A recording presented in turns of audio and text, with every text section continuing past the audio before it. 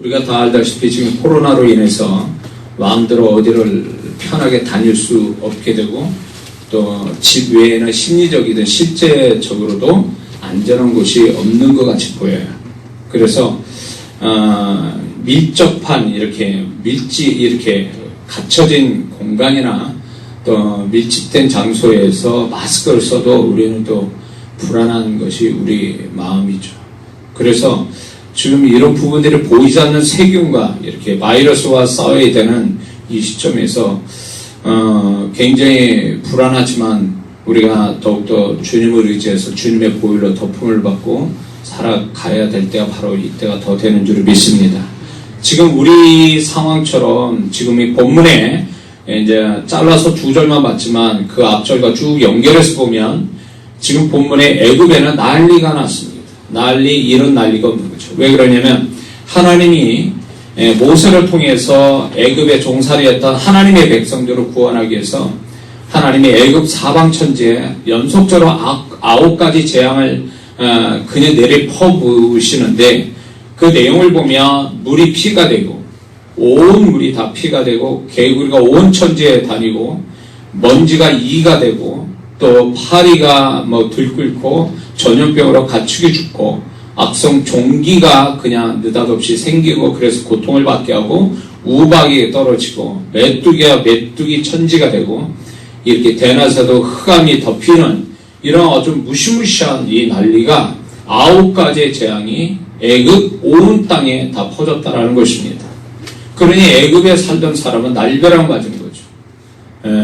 그런데 단 한 군데 애굽 안에 있는 고센 땅은 9가지 재앙에 나타나지 아니하고 나중에 10번째 재앙인 장자의 죽음도 어린 양의 피를 문설주와 임방의 발음으로 장자의 죽음을 경험하지 않게 됐다는 것입니다.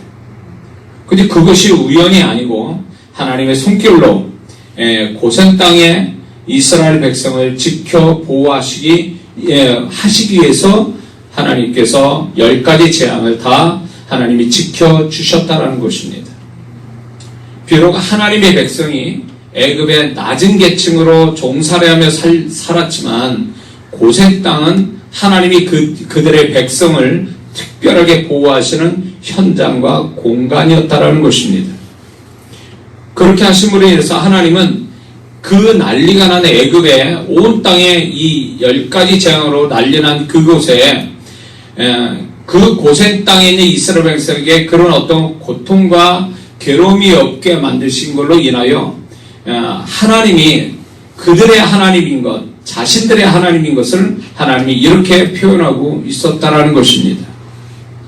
근데 만약에 그들이 아무리 하나님의 택한 백성이라도 그들이 만약에 고센 땅을 떠나게 된다면 그들은 그 순간부터 하나님의 복음과 축복은 사라지고 애굽 사람들과 함께 재앙을 만날 수밖에 없고 죽을 수밖에 없다는 것은 분명한 사실입니다.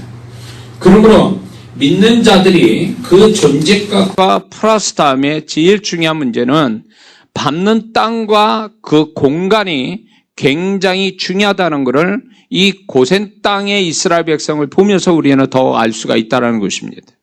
근데 이 고센 땅만의 문제가 아니라 그 이전에도 믿음의 조상인 그 아브라함을 통해서 그 가족들을 통해서 우리가 알 수 있는데 우리가 다 아는 것처럼 아브라함의 조카 롯이 있는데 그 롯은 베드로 후서에서도 하나님은 그는 의인이라고 분명히 인정하고 있었던 사람입니다.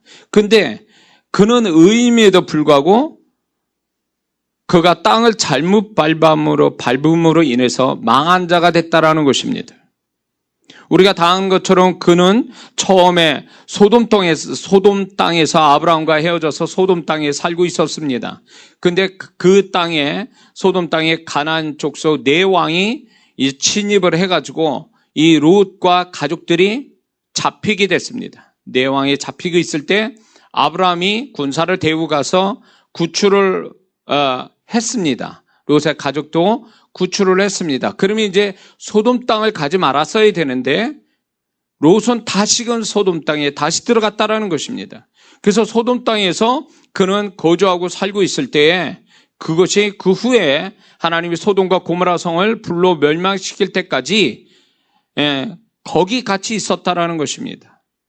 아브라함의 기도가 없었다면 롯도 같이 의인으로서의 소돔과 고모라 사람들과 같이 멸망당할 존재였다라는 것입니다. 그러나 아브라함의 기도를 통해서 그는 간신히 구출받았지만 두 딸과 재산 날아가고 아내는 소금 기둥되고 사위는 거기에서 죽고 이렇게 완전히 집안이 박살이 난 거죠. 그러고 나서 이 롯은 구원을 받았지만 생명은 살았지만 결국 그는 더러운 족속의 조상이 됩니다. 이 모든 것들이 분명히 그는 의인인데도 불구하고 그는 망하는 자가 이렇게 철저하게 망하게 된 그 배경에는 밟지 말아야 될 땅을 밟았다는 겁니다. 현장과 공간에 있었다라는 겁니다. 그런가 하면 반대로 아브라함의 아들 이삭이 분명히 애굽 땅으로 가고 싶은 마음이 있었지만 하나님이 그걸 하시고 애굽 땅으로 가지 말고 너는 여기 그랄 땅에 있으라. 그랬을 때 이삭은 순종하여 그랄 땅에 남의 땅, 그 그랄 땅에서 생활을 하게 됩니다. 그리고 그는 유목민인데도 불구하고 그 어떤 이유인지 모르지만 그는 농민이 된 거예요. 농사를 짓는 사람이 됐어요. 그 이전을 제가 이렇게 봐도 그는 농사를 졌다는 구절이 없어요. 그리고 아브라함부터 다 유목민이에요. 짐승을 양과 염소와 소와 이런 거와 함께 사는 그런 유목민인데 불구하고 이삭은 처음 해보는 농사일을 했는데 놀라운 건 그 땅의 사람보다도 100배의 열매를 얻었다라는 것입니다. 이거는 이삭이 만약에 애굽으로 갔으면 이 그랄 땅에서 100배의 축복은 없어요. 그런데 하나님이 지정하신 하나님이 있으라는 그 땅에 이 머물게 되니까 하나님이 그 순종으로 말미암아 그 땅을 하나님이 축복했다라는 것입니다. 하나님 앞에 순종하는 자가 그 하나님이 지시할 땅에 머물게 되면 결국 머무는 땅에서 하나님의 축복이 나타난다는 걸 분명히 우리는 성경을 통해서 우리는 알 수가 있습니다. 그것처럼 이 두 사람의 극단적인 롯과 이삭을 통해서 그 존재는 둘 다 의인이었고 분명히 복을 받을 사람이에요. 그러나 밟는 땅으로 말미암아 인생은 완전히 정반대의 결과를 가져왔다는 것입니다. 그러므로 예수 믿는 사람들이 어떤 땅을 밟고 어떤 공간에 머무는가가 굉장히 중요한 문제라는 것입니다.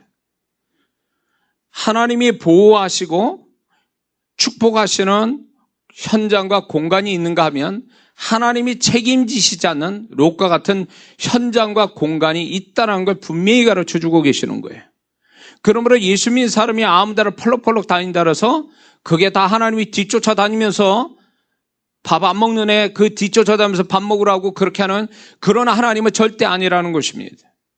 하나님이 원하지 않는 땅과 공간에 머물면 그 사람이 어쩌면 존재값이 그렇게 높은 사람이라 할지라도 존재값대로 살지 못하고 그는 억울한 일을 당하고 불행을 겪을 수밖에 없다는 걸 분명히 계시하고 있는 거예요. 기차가 레일을 위해서 달려야 그게 그 기차의 가치가 생기고 기차의 능력이 생기는 거지. 기차가 레일 바깥으로 나가면 우리가 가끔가다 뉴스를 보면 기차가 레일 바깥에 있어가지고 사고가 엄청나게 크게 나타나는 거, 그러게 있는 거를 우리가 그런 기사를 보고 듣게 되지 않습니까?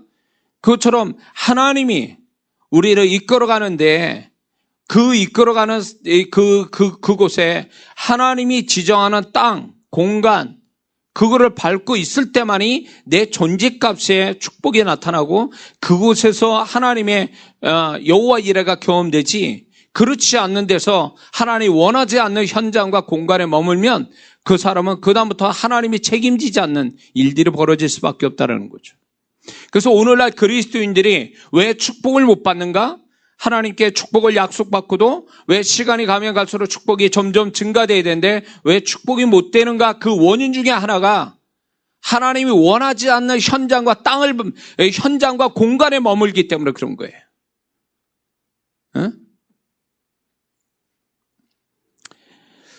그러므로 오늘날 믿는 자들에게는 고센 땅과 같은 하나님의 보호막과 그 보호막 속에 축복이 믿는 자들한테 분명히 있습니다. 이 이스라엘 백성 같은 축복이 있습니다. 과연 그것이 무엇일까요? 크게 두 가지로 나누는데 하나는 하나님이 만들어주신 보호막과 축복이 있고 또 하나는 우리 자신이 만들어내는 보호막과 축복, 이 두 가지로 크게 나눈다는 것입니다. 그러면 먼저 하나님이 만들어주신 보호막과 축복이 무엇인가부터 우리가 살펴보려고 합니다. 그것은 먼저 구원이라는 보호막과 축복이에요. 골로새서 1장 13절을 보면 그가 우리를 흑암의 권세에서 건져내사 그의 사랑의 아들의 나라로 옮기셨다 그랬습니다. 그러므로 구원받지 않는 자는 사단의 세력에 그 안에 머물러 있는 것입니다. 사단의 세력 안에 머물러 있어서 사단은 요한복음 10장 10절의 말씀처럼 도적질하고 죽이고 멸망시키는 그 사단의 역사에 거기에서 머물러서 사단의 역사를 경험할 수밖에 없는 거죠. 그런데 우리가 예수 그리스도를 나의 구세주로 영접해서 구원받은 하나님의 자녀가 되면 이제 사랑의 아들의 예수님의 나라로 옮겨진다는 거예요. 예수님의 나라의 보호막으로 들어간다는 것입니다. 그 예수님의 나라가 무엇이겠습니까? 그분이 십자가로 말미암아 대속해 주신 그 축복의 나라로 들어간다는 얘기입니다. 자, 이거는 북한과 남한의 문제, 남한하고 비교할 수 있어요. 같은 땅에, 같은 나라인데 완전히 차이가 나죠? 살아가는 게 왜 그럴까요? 거기에 대장된 사람이 차이예요. 사단의 세력 속에 있는 자들은 결국은 믿지 않는 모든 이 세상 사람은 아무리 잘 살았다 할지라도 사단의 세력 속에 있기 때문에 결국 죄짓게 되고 저주받고 죽은 다음에 하나님 심판받고 지옥 가는 거죠. 이건 누구도 해결해 줄 수가 없어요. 예수 그리스도 안에 들어오기 전까지는 누구도 여기에서 벗어난 열애된 사람은 한 명도 없다라는 겁니다. 하나님이 이런 모든 것들을 해결해 줄 수 있는 보호막이 없다라는 겁니다. 보호막이 없으니 보호막 안에 축복도 없는 거죠. 그러나 구원을 받으면 그 사람이 어떤 사람이든 그거와 상관없이 예수 그리스도의 대속의 나라로 들어왔고 하나님의 보호막 안에 들어와 있기 때문에 그 사람은 평생 하나님과 함께 해주시고 또 하나님의 뜻 안에 하나님께 가까이 오면 하나님이 그 사람에게 베푸실 은혜들이 크다라는 것입니다. 그래서 이 땅에서 하나님과 함께 살다가 죽으면 심판이 아니라 상급을 받고 영원한 천국에 들어가는 것이 이 구원의 보호막 속에 있는 축복인 줄 믿습니다. 그러므로 우리가 예수 믿고 우리가 이렇게 저렇게 힘들게 어렵게 산다 할지라도 그래서 남들은 100세까지 산다는데 100세까지 못 살다가 죽더라도 결코 서러운 게 아니에요. 예수 믿는 사람은요. 슬픈 것도 아니에요. 억울한 것도 아니에요.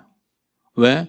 우리는 구원을 받아 하나님이 나를 구원시켜서 이제 천국에 간다라는 이 사실 하나만 생각해도 우리는 그분으로 인해서 이 땅에서 잘 살았다라는 거에 감사하고 이 땅을 떠나가는 거지, 그거 잘 못 먹고 잘 살지 못한 거에 대해서 그러다 인생 끝나는 것 때문에 슬퍼하고 억울해하고 아쉬워하는 것은 결코 믿는 자의 태도는 아니라는 것입니다.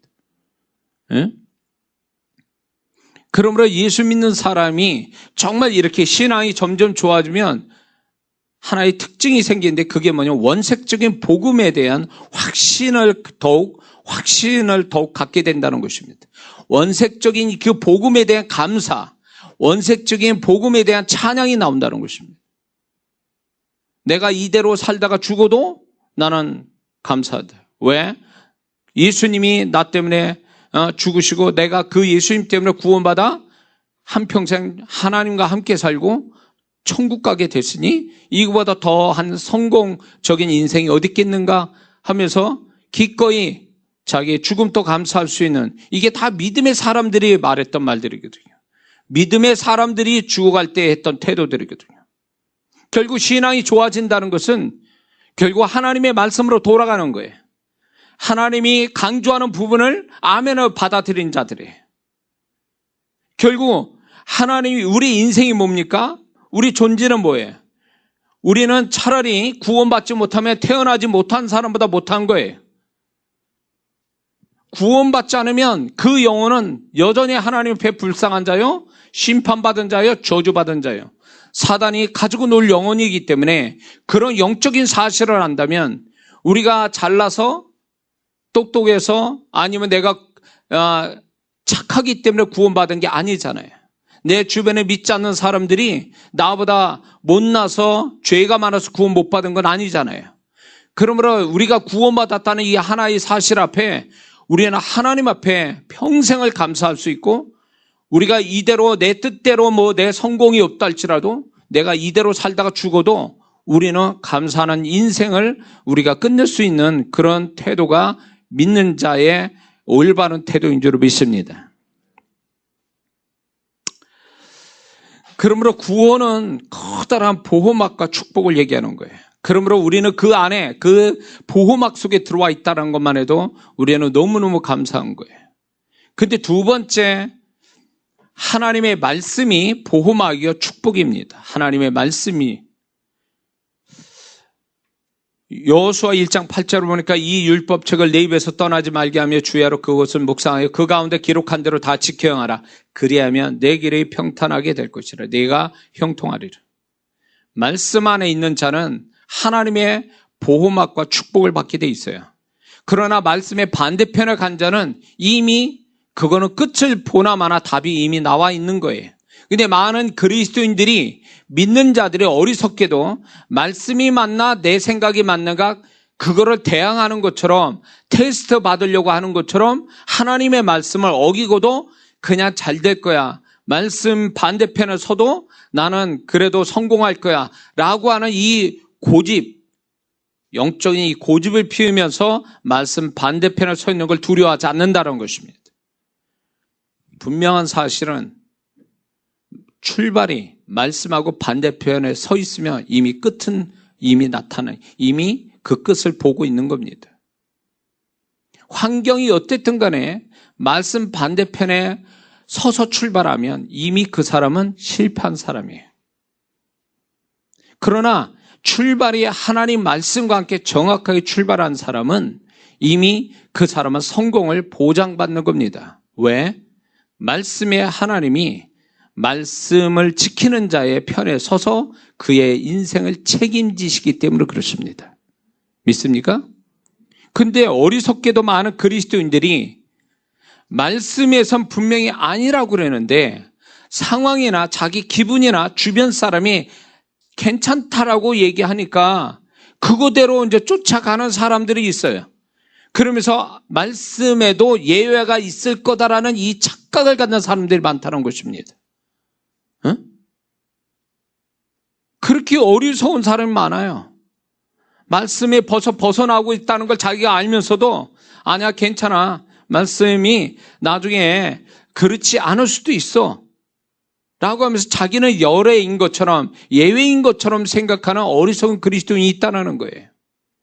중요한 사실은 상황이 어떻게 됐느냐가 중요한 게 아니에요. 다른 사람이 어떻게 나에게 좋은 말을 해줬느냐가 중요한 게 아니에요. 내 기분과 내 생각과 내 지혜가 뭘 말하고 있느냐가 중요한 게 아니에요. 하나님의 말씀이 뭘 했냐는 거예요. 하나님 말씀이. 예? 말씀이 아니면 아닌 거예요. 근데 말씀이 아니라고 이제 자기를 계속 행동으로 자기 삶으로 맞다라고 한다면 그건 하나님과 원수되고 싶고 하나님과 싸우는 자로 나타나기 때문에 그 인생은 잘 될 수가 없다는 거죠. 그래서 우리는요, 무엇을 하든 간에 말씀부터 뒤져봐야 돼요. 이게 말씀에 맞는지, 내가 지금 이렇게 하는 게 말씀에 맞는 건지 틀린 건지를 가려내야 돼요. 그래서 말씀이 아니다 그러면 나도 아닌 걸로 그런 태도를 보여야지, 말씀은 아닌데 자기는 자꾸 주변 상황과 사람과 자기 계산으로 볼 땐 될 것 같다라는 이 생각은 하나만 하고 그 사람은 헛수고의 인생을 살 수밖에 없다는 겁니다. 많은 그리스도인들이 왜 수고와 열심하고도 축복은커녕 왜 망하느냐 할 때 출발이 잘못됐다는가. 하나님 말씀하고 반대로 가니까. 응? 그러니까 잘못된 거지. 응?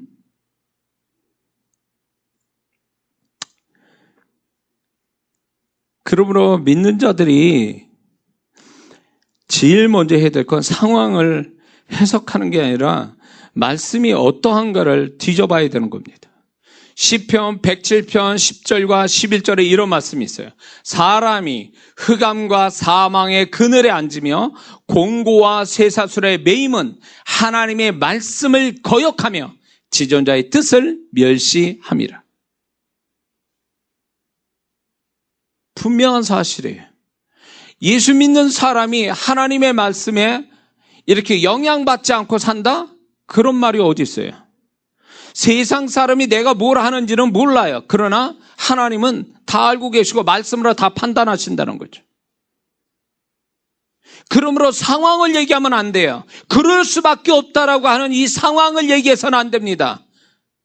그게 중요한 게 아니라 하나님이 뭐라고 말씀했냐는 거예요. 오늘날 많은 잘못된 그리스도인들이 자꾸 자기 상황을 하나님 말씀으로 대체하고 있어요. 하나님 말씀을 더 위에다 두고 얘기해요. 하나님 아시죠? 내 사정, 내 상황 아시죠? 이럴 수밖에 없는 거 아시죠? 아시지만 네가 나의 말씀의 반대편에 서 있기 때문에 나 너 책임 안 져.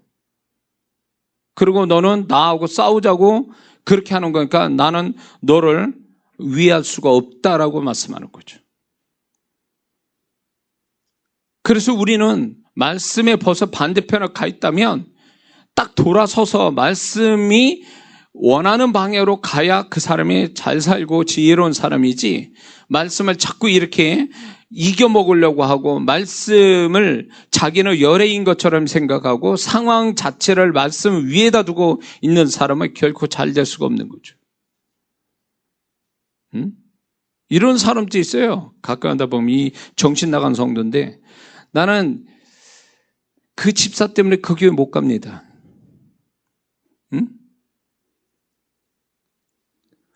목사님 설교가 은혜가 안 돼서 못 가겠어요. 교회 가면 불편해서 힘들어서 교회 못 갑니다. 그게 설령 맞다 치더라도 왜 교회를 안 와? 왜 주의를 안 지켜? 그럼 이미 정답이 나온 거예요. 그 사람의 입장에서 볼 때는 그게 맞을 수 있는 얘기지만 그 이상의 기준이 되는 하나님 말씀을 볼 때 이미 그 사람은 그 상황과 논리가 전혀 하나님께 안 맞는 얘기라는 거죠. 근데 자기는 그걸 주장해요. 그러면 누가 사람들 그래 그럴 수도 있어. 그렇지 뭐. 이렇게 하면서 동의를 해주고 동조할 줄 몰라도 하나님은 절대 그렇지 않는다는 거죠. 그래서 우리 예수 믿는 사람은, 그리스도 예수의 사람은 육체와 정과 그 욕심을 십자가에 못 박았다고 하나님 말씀하고 계세요. 정, 이런 게 있어요. 인간의 애정, 인정, 이런 것들 때문에 하나님 말씀을 왜곡하고 하나님 말씀 반대편에 서 있는 사람들 무지 많습니다. 그거하고 상관없는데도 불구하고 그래도 설령 자기가 불편한 사람이 있어도 하나님 말씀에 주의를 지키라면 지켜야 되고 예배를 드려야 되면 드려야 되는 게 그게 믿음의 사람이고 순종의 사람이지, 이래서 못하고 저래서 못하고 이래서 하고 저래서 한다라는 이 논리가 모든 기준이 자기 기분이고 어떤 사람이고 상황이 돼버리면 그 사람은 말씀을 대체하는, 말씀보다 더한 것들을 가지고 있기 때문에 그 자체가 우상이라는 것입니다. 결코 하나님은 우상을 좋아하지 않아요. 우상을 가진 자는 반드시 하나님 그 우상을 깹니다.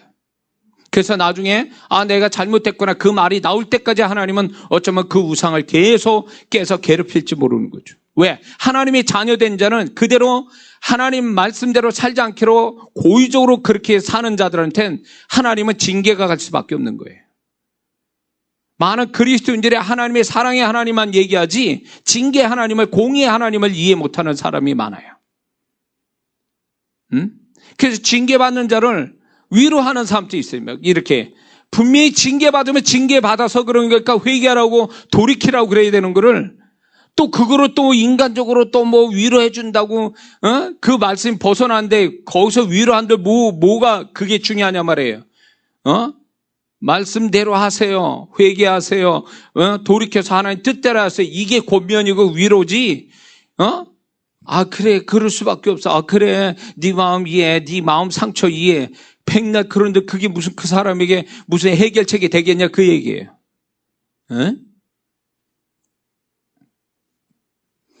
그러므로 우리는 하나님의 말씀을 어떤 사람은 그래요. 나는 하나님 말씀 모르는데요. 몰라서 나 이랬는데 몰라서 그렇다는 걸 하나님이 그거를 열애로 둘까요? 말씀을 몰라서 그거 반대편에 서 있다 그래서 하나님이 나 이해해 줄게 이렇게 말씀하냐고요. 그래서 우리가 하나님의 말씀에 익숙히 어떤 것보다도 하나님 말씀을 익숙히 아는 것이 굉장히 중요한 얘기예요. 말씀을 몰라서 못했습니다. 그건 하나님께 통하지 않는 거예요. 그래서 어떻게든지 우리는 말씀을 깊게 많이 봐서 말씀에 익숙한 자가 돼야 우리는 애매하게 고난을 받지 않는 자가 될 수 있다는 걸 알아야 될 줄 믿습니다. 세 번째는요, 우리의 보호막과 축복은 예수님의 보혈이 보호막이고 축복입니다. 지금 이 애굽에 내려진 10가지 마지막 재앙에는 장자의 죽음인데 그 장자의 죽음을 고센 땅에 이스라엘 백성들을 지키기 위해서 문설주와 임방에다 어린 양의 피를 바르고 그 안에 있으라고 그랬습니다. 그 문설주의 어린 양의 피가 뭡니까? 바로 예수님의 보혈 아닙니까? 그러므로 예수님의 보혈이 결국은 그 보혈이 결국 우리의 모든 걸 지켜 보호해주는 능력이 되는 줄 믿습니다. 그러므로 우리는 항상 보혈을 의지해야 돼요. 보혈을 구해야 돼요. 그분의 보혈은 지금 또 식지 않고 굳어지지 않고 믿는 자들을 구할 때 그 보혈은 뜨거운 그분의 보혈은 지금 또 믿는 자 속에 역사하는 줄을 믿습니다. 네 번째는 하나님의 인도하심이 보호막이고 축복입니다. 시편 23편 여호와는 나의 목자시니 내가 부족함이 없으리다. 나를 푸른 초장 잔잔한 물가로 인도하시는도다. 사망의 음침한 골짜기를 다녀도 내가 두려워하지 않을 것을 주께서 나와 함께 하십니다. 하나님의 인도하심이 우리의 보호막이고 축복이에요. 우리가 하나님의 인도하심대로 살아간다면 그 사람은 아무 걱정 안 해도 돼요. 사망의 음침한 골짜기를 다녀도 두려워하지 않아도 돼요. 왜? 그분이 우리와 함께 하시기 때문에 그렇습니다. 그분의 지팡이가 그분의 막대기가 나를 지키시고 인도하시기 때문에 결국은 원수가 나를 잡으려 해도 하나님은 하나님의 인도하심 받는 자는 원수 앞에서 그 원수를 조롱하듯이 나를 축복하고 나를 존재값을 높여주시는 은혜가 있다라고 시편 23편에 다윗의 인생을 두고 고백한 말씀 속에 우리에게 말씀하고 있는 줄 믿습니다. 그러므로 우리가 상황 따라 다른 사람 말 따라 자기 계산과 지혜 따라 움직이는 게 아니라 하나님이 한 길로 분명히 한 길로 나를 인도할 건데 하나님 인도함을 받기를 위해서 힘쓰고 하나님의 인도하심이 나타나면 그게 절대 순종하고 따라가려고 하는 것이 그 안에 하나님의 보호막과 축복을 경험하게 되는 줄을 믿습니다. 그래서 우리가 지혜로워야 될 하나의 부분이 있다면 우리가 말씀뿐만 아니라 내 일상의 개인적인 삶 속에 하나님의 나를 어떻게 인도하시는지를 아는 것, 이게 굉장한 능력이고 굉장한 축복이라는 거, 지혜라는 걸 알아야 될 줄 믿습니다. 그래서 우리가 상황이 벌어지기 전에 내가 어떻게 행동하기 전에 우리가 뭘 얘기해야 되냐면 하나님 나를 어느 쪽으로 인도하실 겁니까? 내가 그 인도함을 알게 하시고 그 인도함 속에 들어가게 하옵소서. 이건 제일 먼저 기도해야 돼. 이거 인도함을 못 받으니까 결국은 지 멋대로 지 생각대로 요가 하면 좋겠다 저렇게 하면 좋겠다라고 하다가 가다가 길이 막히는 거예요. 가보니 벽이에요. 우리 인생은 미로와 같아요. 알 수가 없어요. 왜? 수평으로 보기 때문에 그래요. 근데 여러분들 그거 보셨습니까? 저도 어디 가족여행 갈 때 제주도인가 어디 가보니까 미로 공원이 있더라고요. 근데 수평으로 보면 가다 보면 막혀 있어. 이쪽 가도 막혀. 그래가지고 막 한참 헤매요. 그래서 이제 마지막 나오는 길에 딱 나와보면 거기에 이제 전망대가 있는데 그 위로 딱 올라와 보면 다 보이는 거예요, 길이. 수직으로 보면 다 보여. 근데 수평으로 보면 안 보여. 이게 우리의 인생이에요. 나는 내 인생을 수평으로 보고 하나님을 수직으로 보시는 거예요. 그래서 내가 어떻게 어디로 가야 바른 길로 가고 축복된 길을 갈지 그분은 다 알고 계시고 우리를 인도하시는데 우리의 교만이, 우리의 지혜가 상황을 믿다 보니까 그거를 의지하지 않고 자기 그것을 의지하고 따라가다가 결국 벽을 만나는 거고 헛수고하고 다시 제자리에 돌아오고 고장만 찔찔해하고 해낸 건 하나도 없고 손해만 보고 이런 일들을 벌어지는 거죠. 응? 지혜로운 성도는 살다가 보면 아 이게 내 뜻대로 안 되는 거구나. 내 마음대로 되는 게 아니구나. 이거 아는 사람이 되면요. 그 사람은 한참 높은 신앙을 갖게 되는데 그게 뭐냐면 나를 믿어서는 안 되는 거구나. 상황을 믿어서는 안 되는 거구나. 오직 하나님이 내 길을 아시나니 내가 그분의 길을 따라가는 것만이 내가 잘 사는 거요. 손해나지 않은 길이요. 헛수고하는 길이구나. 이걸 아는 사람은 굉장히 인생 속에 하나님의 큰 축복을 만나게 될 줄 믿습니다. 그러므로 절대로 상황 믿지 마세요. 내 지혜도 믿지 마세요. 다른 사람이 말하는 달콤한 말도 믿지 마세요. 그게 정답이 아니라는 거예요. 왜? 그 모든 것들은 수평으로 보는 거이기 때문에 모르는 거예요. 수평으로 보면 답이 나오는 것 같지만 결국 수평으로 보게 되면 가다가 벽이 나오는 건 100%예요. 내 인생 내가 어떻게 알아? 내 인생 그분밖에 몰라요. 그분은 수직으로 보기 때문에 내가 어디로 가야 어떻게 될지를 아시는 그분을 왜 우리는 의지하지 않고 처음으로 그분을 찾지 않는지 알 수가 없어요. 그래서 상황이나 자기 계산이나 사람 말을 믿기 전에 하나님이 나를 어떻게 인도하실지 그분의 음성, 그분의 인도하심에 대한 그분의 음성 듣기 원하고 상황으로 어떻게 이끄신지 그거에 민감한 것이 훨씬 더 유익한데도 그거에 무지한 사람이 너무 많다라는 거죠. 그래서 신앙이 좋다라는 사람들을 이제 제가 사역을 해주다 보면 이론적으로 무지해서 착하고 신앙 좋은데 결국 하나님의 인도함을 받지 못해가지고 결국 벽에 부딪혀서 고생하고 헛수고하는 그런 안타까운 성도도 무지 많이 봤어요. 무지 많이 봤어요. 응? 엉뚱한 손해보는 거죠. 왜? 하나님의 인도하시면 안 받고 가니까. 그러니까 자기 착한 성품이, 착한 생각이 아니면 상황이 유리하게 돌아가는 거 이런 것들만 의지하다 보니까 결국 그게 정답인지 했더니 시간 가보니까 그게 아니더라 그 얘기예요. 그러면서 거기서 뭐를 얘기하냐면 이런 분들의 얘기가 뭐냐면 하나님 내가 뭘 더 회개해야 됩니까? 이러고 얘기하고 있어. 회개할 문제가 아닌 거예요. 그거는 회개할 문제가 아니라 하나님이 나를 어떻게 인도하시는지 인도함을 받는 분별력이 있는 게 필요한 거지 회개의 문제가 아니라니까요. 그러니까 오늘날 성도들이 뭐만 뻑하면 그냥 회개를 잘해야죠. 그러나 회개가 문제가 아니에요. 그거는 일부분에 지나지 않아요. 하나님이 인도하심에 대한 분별력이 없기 때문에 결국 애매한 고난을 당하고 손해보는 거예요. 그래서 우리는 철저하게 하나님이 이렇게 얘기하십니다. 제 경우로 봐도 하나님 이 부분에 대해서 어떻게 선택과 결정을 해야 되는데 하나님 어떻게 해야 하나님 인도하심 받는 겁니까? 라고 이제 문제가 딱 생기면요. 하나님은 내가 충분히 그거를 내가 너를 이렇게 인도해 라는 그 증거를 받을 때까지 시간적 여유는 주세요. 급하게 몰아가시지 않아요. 급하게 간다? 그건 사단의 역사가 거의 100%예요.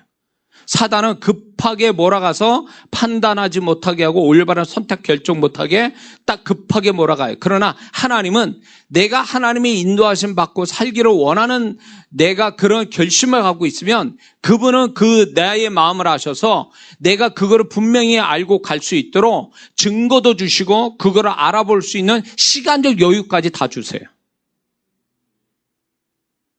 그래서 하나님 인도하심 잘 받으면 그게 보호막이고 그 다음은 하나님이 책임져 주실 거니까 우리는 걱정이 없다 그 얘기예요. 그래서 하나님의 인도하심이 보호막이고 축복입니다.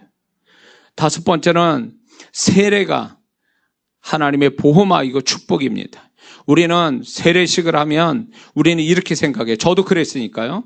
교회 안에 예수님이 명령한 성찬식과 함께 또 하나의 의식, 세례식. 이 두 가지는 예수님이 명령하신 건데 이거를 의식 차원에서 아무 마음 없이 하는 의식으로만 생각하는데 절대 그렇지 않다라는 것입니다. 절대 그렇지 않아요. 이 세례는 성찬식과 함께 더불어 영적인 의미가 있는데 또 영적 사건이 생기는데 이 세례를 통해서 영적 보호가 한층 더 한 겹이 더 덮여지는 것이 되고 또 그게 영적인 축복을 가져오는 통로 역할을 한다는 것입니다. 제가 집회 사역을 이제 집회를 할 때 능력 세례 사역을 하는데 이렇게 특히 이제 학생 집회 때 제가 그걸 해보니까 어떤 현상이 일어나냐면 두 가지 일어나는데 귀신이 나가고 성령이 임재를 해요. 세례 속에서. 그냥 물 세례해 주는 거예요. 제가 기도한 그 물 가지고 이제 이 세례를 대해서 주님께 맡기고 세례를 하다 보면 귀신 나가고 성령의 임재가 와요. 치유가 일어나요. 그 세례 속에. 이건 단순한 우리가 종교적으로 하는 의식 차원을 넘는 거예요. 성찬식도 마찬가지예요. 제가 하는 이 성찬 사역을 통해서 얼마나 많은 사람들이 주님 만나고 고침받고 변화받는지 알 수가 없어요. 그러니 우리는 여지껏 우리가 이 성찬식과 세례식을 의식으로만 생각하다 보니까 마음 없이 하다 보니까 그 성찬과 세례의 축복을 못 받고 있는 거죠. 그래서 세례와 함께 더불어 이 성찬식은 굉장히 우리한테 보호막과 축복을 가져다 준다는 거 잊지 말아야 될 줄 믿습니다. 여섯 번째는 하나님이 지정하신 축복의 현장이 보호막이고 축복입니다. 그게 뭡니까? 교회예요.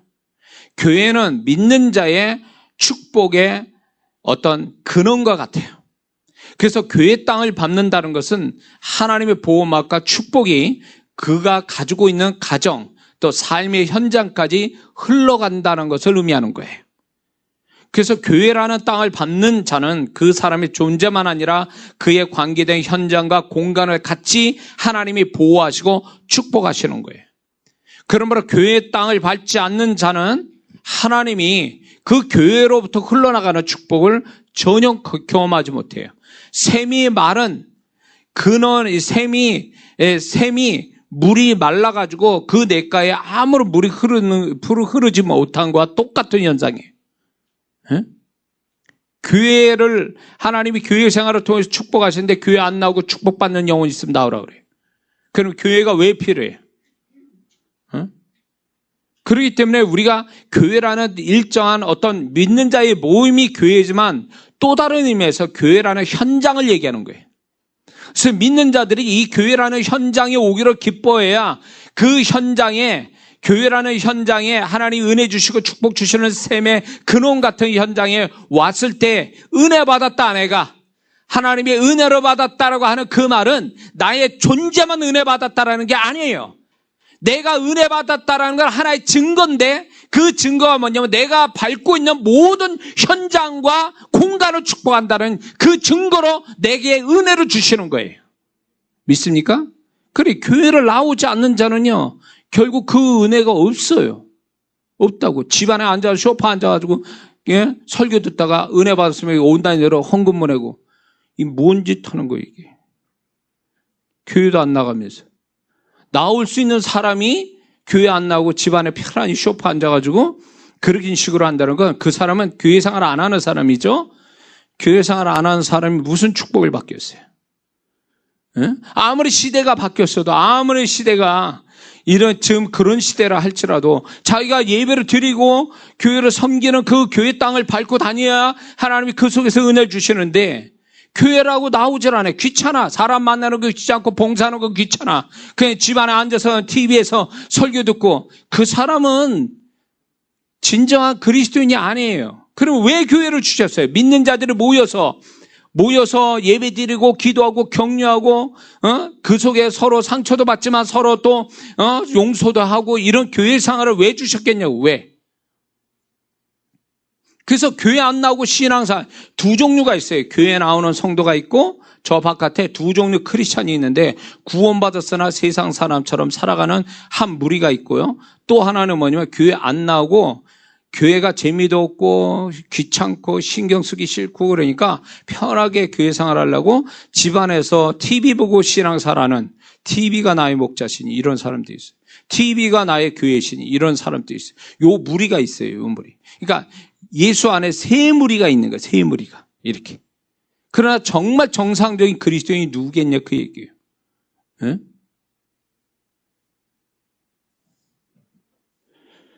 그러므로 이 교회가 주는 교회 땅을 밟고 있는 거, 교회 믿는 자끼리 모여서 옹짝받다 이렇게 얘기도 하고 기도도 하고 축복도 해주고 이런 교회 생활이 이게 별거 아닌 것처럼 생각하는 사람들, 문제 많습니다. 상처받기 싫어서 교회 안 나갑니다. 자기 논리로 맡기지. 하나님이 볼 때 그게 맞겠냐고요.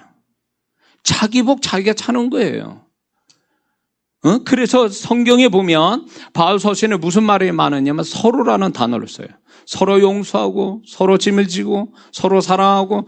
왜? 교회는 서로 더불어 살아가는 현장이에요. 주님 만나는 현장이고 축복받는 현장이에요. 치유받는 현장이라고. 그것이 이제 본인만 아니라 가지고 있는 모든 밟고 있는 땅, 그 사람이 밟고 있는 현장과 공간을 교회라는 걸 통해 축복하고 있는데, 교회라는 공간에 안 들어오는 사람이 무슨 축복이 있겠냐 그 얘기예요. 우리 교회 주우신 교회만에 하나님의 보호막과 축복이 있어요. 그 속에 들어와는 여러분들은 그 하나님이 이 교회에 흘러가는 보호막과 축복이 반드시 있는 줄 믿습니다. 교회마다 특색이 있어요.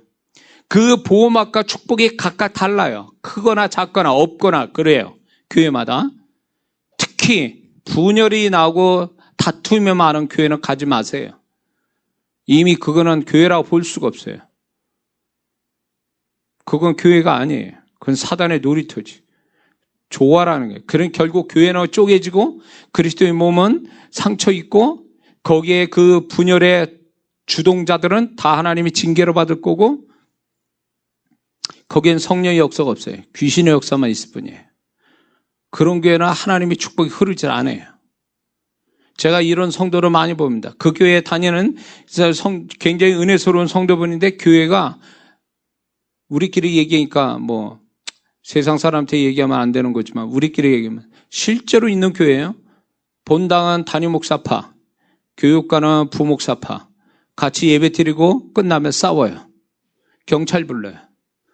그게 무슨 교회예요, 그게. 그러니까 그 좋으신 그 권사님, 집사님이 안 돼요, 일이 안 돼요. 그래서 내가 나오라고 그랬어요. 나오든가 아니면 거기서 진짜 순교당할 마음을 가지고 교회를 섬기든가 둘 중에 하나 하세요. 그랬거든요. 그건 교회가 아니에요. 그러므로 교회가 정말로 정상적인 교회라면 그 교회에 흐르고 있는 축복들이 있어요. 성도들을 보호해주는 보호막과 축복이 있어요. 그걸 경험하기 때문에 교회가 우선이고, 교회 옛날은 그렇게 했죠. 교회를 우선으로 섬기고 살기 위해서 제가 학생 때는요, 집사님들이 교회 근처로 이사 왔어요. 교회차가 어디 있어요, 그때는. 교회차가 없으니까 교회가 옮기잖아요? 그럼 집도 옮겨. 교회 근처로. 그렇게 해서 집 근처로 옮기면서 신앙생활을 했단 말이에요. 그래서 그분들이 다 또 자녀들이 잘 됐어요. 교회차도 없었을 때니까.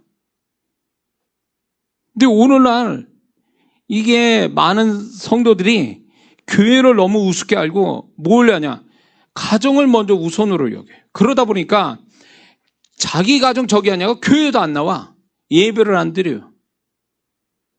그러면 그게 무슨 축복이에요? 축복은 교회에서부터 흘러나가는데 교회는 안 나오고 가정 위한다고 주일날, 나 그런 성도도 봤어요. 주일날 가족끼리 놀러 가고 있어. 모임이 있어서 놀러 간대. 야, 이렇게 되면 어떻게 되는 거예요? 응? 그렇다고 하루 종일 360일 교회에서 봉사하며 기도하고 그러라는 것도 아닌데 하나님이 예배를 받으시고 축복하려고 하는 그때에 나오지 않고 가정을 위한다고 놀러 다니고 이렇게 하면 그 가정은 무슨 축복을 어디에서 축복받느냐 그 얘기예요. 교회는 축복은 교회로부터 흘러가는데. 믿으십니까? 오해하지 말아요. 또 이게 설교 듣다가 또 이상한 사람 또 저번에처럼 이상하게 설교 들어가지고 또 목사님이 교회가 먼저라고 뭐 가정 뭐 그건 뒤라고 막 무시한다고 가정 무시한다 또 이런 소리 할까봐 걱정되네. 제발 그런 사람 들어오지 마세요. 지금 왜 이게 온라인 예배를 왜 하냐면 지금 드리고 싶어서 우리 교회 드리고 싶으나 상황이 안 되고 환경이 안 돼서 이제 우리 교회 영상으로 예배 드리고 싶은 사람이 있어서 그분 때문에 하는 거예요, 사실은. 근데 그거 아니면 이제 끊으려고 그랬는데 그분들이 은혜 받으신다니까 어쩔 수 없이 하고 있는 거예요, 지금. 예? 충분히 제가 그 유튜브에 올라간 제 설교로 가지고도 충분히 은혜 받는데 그분들이 이제 주일날 예배에 동참하고 싶어서 그런 거여서 그렇게 하는데 좀 이상하게 듣지 않았으면 좋겠어요. 예. 그러니까 하나님의 축복은 교회로부터 흘러나갑니다. 교회를 우선 두지 않는 신앙은 결국 하나님 축복 못 받습니다. 자, 6가지가 이제 하나님 만들어 주신 축복이에요. 보호막과 축복이에요. 그런데 이제 3가지가 우리 자신이 만드는 보호막과 축복이 있어요. 3가지. 첫 번째는 뭐냐면 기도가 우리의 보호막이고 축복이에요. 우리가 하는 기도가. 하나님이 성령께서 우리를 기도시키거든요. 왜 기도를 시키냐면 기도를 할 때에 믿음 가지고 기도할 때 하나님이 그 기도를 받아서 역사를 하시거든요. 그래서 기도하는 내용을 가지고 하나님이 그 내용을 가지고 하나님이 보호하기 시작하시는 거예요. 그 기도 내용을 보호하시고 사단으로부터 공격받는 걸 보호하시고 그 기도 내용대로 축복을 만드시기 위해서 하나님이 우리의 기도를 받아서 일을 하시거든요. 근데 기도를 안 하면 어떻게 돼요? 그분이 우리를 보호하시고 축복하시고 싶어도 내가 기도를 안 하니까 역사가 안 일어나요. 기도 안 한 그 부분을 사단이 알고 있어요. 그래서 그 기도 안 하는 그 부분을 가지고 틈타 들어와서 역사를 하는 거예요. 그래서 우리가 기도할 때는 세세히 치밀하게 나의 모든 게 다 기도 속에 들어와 있어야 돼요. 그래야 하나님의 보호막이 거기에 생기고 기도의 축복을 받는 거예요. 이거는 내가 해야 될 일이에요. 하나님 다 아시죠? 알아서 해주세요. 이게 안 통한단 말이에요. 어? 어린애는 모르니까 그렇다 할지라도 지각이 있는 사람이 하나님께 귀찮아도 하나님 다 아시니까 알아서 해주세요. 이 기도는 안 통합니다. 그래서 하나님의 성령께서는 우리를 기도를 지도하실 때 어떻게 하냐? 기도 속에서 내가 뭉퉁이로 기도하다가 시간이 흐를수록 그분은 세밀하게 기도를 시켜요. 하나의 기도가 10가지, 20가지로 파생되게 기도시킨다는 거예요. 왜? 기도가 구체적으로 돼야 하나님이 구체적으로 역사한다는 얘기고 그건 다른 측면에서 보면 사단이 구체적으로 내가 기도하는 것에 손을 못 댄다는 거예요. 기도 있기 때문에 하나님이 보호막을 치기 때문에 내 기도로 인하여. 그래서 기도를 안 하면 본전이 아니라 손해예요. 분명한 손해예요. 제가 기도 생활을 해봐도 하나의 기도를 시작하면요. 그분이 세밀하게 쪼개서 기도시켜요. 그게 세밀하게 쪼개진단 말이에요. 그렇게 기도하니까 하나님의 손길도 세밀하게 보게 되고 그 세밀한 기도 때문에 하나님이 그걸 지켜나가시는 나를 지켜주시고 사단의 공격으로부터 막아주시고 그거를 방어해주고 또 그거를 깨트려 주시는 걸 보게 되거든요. 그러므로 기도조차 하나님께 다 맡겨놓고 하나님이 알아서 해주라는 이 무책임한 이런 자세는 버려야 돼요. 하나님이 때를 맞춰 야, 너 지금 이 기도를 세밀하게 해야 돼. 그래야 내가 너의 기도를 지켜주지. 네가 기도 안 하면 사단이 치고 돌아서 네가 기도하기 전에 다 뒤집어 놓을 거야. 그래서 어쩌면 우리가 기도할 때에 왜 내가 문제가 많으냐, 내 삶의 손해와 억울함과 문제가 많으냐 할 때 여러 이유 중에 하나가 뭐냐면 내가 기도해야 될 때 하지 않으니까 그게 그런 일이 벌어지는 거예요. 내가 기도할 타임에 기도를 정확하게 했으면 그 일은 안 벌어지는데 내가 기도에 게을러서 그 기도를 세밀하게 안 하니까 하나님이 보호해 줄 게 없는 거예요. 그래서 우리 안에서 나를 기도를 시키시는 성령께 민감해야 돼요. 거기에 순종해야 돼요. 그러면 그 사람은 어쩌면 반 이상 자기의 고난과 고통과 억울함과 손해를 막을 수가 있다는 거죠. 믿습니까? 기도의 게으름은 그만큼 사단에게 틈을 준다는 얘기와 같아요. 그래서 기도 자체가 우리에게 보호막이에요. 내가 만드는 보호막이고 축복이에요. 근데 왜 이거를 손을 놓고 있냐 말이에요. 다른 일들은 열심히 해요. TV도 드라마 보면 몇 시간씩 보고 있어요. 근데 왜 기도 1시간 하는 걸 왜 이렇게 힘들어하냐 말이에요. 하루에 1시간 하는 걸. 다른 일 하려면 1시간이 후딱 지나가는데 왜 기도하는 건 1시간을 못 채우고 10분 하는 것도 그렇게 버거워하냐 그 얘기예요. 그 기도가 하나님의 보호막을 만들어주고 축복을 만들었는데 왜 그거는 우리가 소홀히 하느냐 그 얘기예요. 그러니까 믿는 자들이 기도를 안 하니까 사단이 좋아라는 거예요. 얼마든지 치고 들어올 구멍이 많거든. 기도를 안 하니까. 기도를 하면 하나님이 그걸 보호막을 치기 시작해서 사단이 그걸 손을 못 대게 하니까 그렇게 해서 내가 보호로 받는데 왜 기도를 안 해가지고 구멍이 뻥뻥 뚫려가지고 고생하냐 그 얘기지. 그래서 이런 말이 있어요. 기도를 하면 세상에서 그만큼 고생이 그만큼 준다. 그런 말이 있어요. 기도하는 것만큼 세상에서 고생이 준다. 줄어든다 그 얘기예요. 기도 안 하면 세상에서 고생이 는다. 이렇게 표현도 할 수 있죠.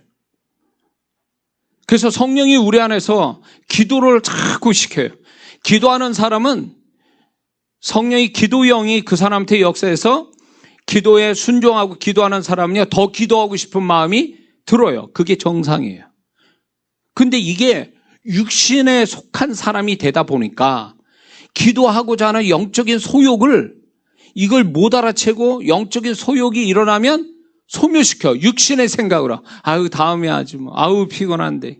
지금 재미있는 드라마 하는데. 아우 누굴 만나야 되는데. 이런 식으로 육신의 생각으로 다 그걸 소멸시켜버려요. 속는 거예요. 마귀가 속이지 않으면 육신에 속아서 한단 말이에요. 그러면 결국 그때는 편할지 몰라도 나중에 가보면 그것 때문에 그 기도를 안 했기 때문에 오는 고난과 고통을 결국 자기 몫이에요. 하나님 책임질 수 없는 거예요. 그러므로 기도를 한다는 것은 하나님의 보호막을 받는 거고 보호막과 축복을 받는 비결이기 때문에 기도에 열심을 내야 될 줄 믿습니다. 김진우 집사 알겠지? 기도 열심히 하는 김진우 집사. 에? 기도 열심히 할 때 얼굴이 광채가 나더만. 그걸 회복해야 돼, 김 집사. 어? 자, 우리 자신이 만드는 보호막과 축복이 두 번째가 있어요. 감사하는 것이 보호막이고 축복이다. 감사를 하면요, 하나님이 소위 말하면 도장 찍어주는 거야. 이거는 감사했으니까 이제 더 이상 사단이 공격 못하게 이걸 가지고 어떻게 하나님이 딱 도장 찍어주는 거예요. 그래서 감사하는 그 부분은 사단이 어떻게 할 수가 없어요. 근데 감사를 안 하면 사단이 그 부분에 치고 들어와서 얼마든지 역사해요. 그래서 감사는 반드시 해야 되는 거예요. 감사는 하나님을 영화롭게 하는 것이고 반사는 반드시 하나님의 감사를 받기를 원하시는 거기 때문에 감사를 하면 그 다음 축복으로 연결이 되는 그 역사가 오는데 감사를 하지 않아서 단발적 축복으로 끝나버리는 거예요. 많은 사람들이. 그래서 감사의 지혜로워야 돼요. 감사의 이유를 많이 갖고 있는 사람이 하나님의 보호막을 많이 그만큼 받는 거예요. 감사는 결국 나 자신이 스스로 보호막과 축복을 받게 만드는 거예요. 근데 반대로 원망은 뭘까요? 원망은 있는 보호막마저도 다 뚫어버리게 만들어, 없애버리게 만드는 거예요. 광야 1세대 그랬잖아요. 원망하니까 불뱀이 들어왔습니다. 원망하니까 아말렉 족속이 들어왔어요. 원망하니까 그 일이 벌어진 거 아니에요? 원망하니까. 예? 그렇기 때문에 원망, 감사의 반대, 불평, 원망하는 것은 결국 귀신의 역사를 불러들이는 거다. 구멍 뻥뻥 뚫려가지고 막 손해나게 만드는 거예요. 저기 보세요. 출애굽기 민수기 보세요. 광야 1세대가 어떻게 했는지. 그때마다 하나님 어떻게 되니까. 하나님 보호막이 열렸잖아요. 불뱀은 원래 사막에 있었던 저기예요. 사막에 있었던 동물이에요. 근데 이 불뱀이 하나도 이스라엘 백성들한테 물리지 않았다는 것은 하나님이 그동안 보호막을 쳐줬기 때문에 그런 거거든요. 근데 그들이 원망하니까 보호막을 확 열어버리니까 없는 불뱀이 생긴 게 아니라 원래 있었던 불뱀이 보호막을 열어놓으니까 들어와서 다 물은 거죠. 그래서 물려서 죽은 거죠. 그럼 반대로 감사는 뭐예요? 물려 죽을 것도 막는 거예요. 내가 당할 수도 있는 것도 감사하면 안 당할 수 있어요. 하나님 보호막이 쳐져서. 그래서 우리는 감사가 늘 범사에 감사할 수 있는 그 수준까지 골라 감사가 아니라 범사에 감사하는 데까지 이르는 신앙이 되기를 주의 이름으로 축원합니다. 마지막 이 세 번째는요. 우리 자신이 만드는 보호막과 축복이 뭐냐면 하나님이 기뻐하시는 직분과 봉사의 자리가 보호막이며 축복입니다. 이해가 되십니까? 하나님이 기뻐하시는 직분과 봉사의 자리가 보호막이며 축복입니다. 이를 버리거나 놓거나 되면 그동안 그 직분과 봉사를 감당함으로 온 하나님이 베풀어 주신 보호막과 축복은 사라지는 거예요. 여러분들 그거 아셔야 됩니다. 교회를 다니니까 교회에 다니는 그 교회 땅을 밟은 걸로 인해서 자신의 현장과 공간을 축복하는데 교회 안 다니면 그거 사라집니다. 뿐만 아니라 교회는 다니지만 그 사람이 맡은 바 직분과 봉사의 자리를 하고 있으면 또 하나의 하나님의 보호막과 축복이 만들어지는 거예요. 근데 이 사람이 이걸 버리잖아요. 그러면 봉사나 직분을 버리게 되면 그동안 하나님이 주셨던 직분과 봉사의 역할을 잘했기 때문에 주시는 보호막과 축복은 날아가는 거예요. 사라지는 거예요. 그건 없어지는 거예요. 없어지는 거예요. 그래서 제가 그 전도사 시절에도 그랬어요. 전도사 시절에도 이거를 제가 명확하게 하나님께 받았기 때문에 직분이 이렇게 힘들다고 애들 가르치는 게 힘들고 뭐 하는 거 힘들다고 그래서 그런 청년들을 이렇게 있으면 와서 그래. 너 지금부터 이걸 내려놓으면 지금까지 하나님이 너한테 이거를 할 수 있는 마음, 건강, 시간, 환경 주신 거 다 날아간다. 이거 함으로 인해서 네가 받은 축복 이거 싹 다 날아가.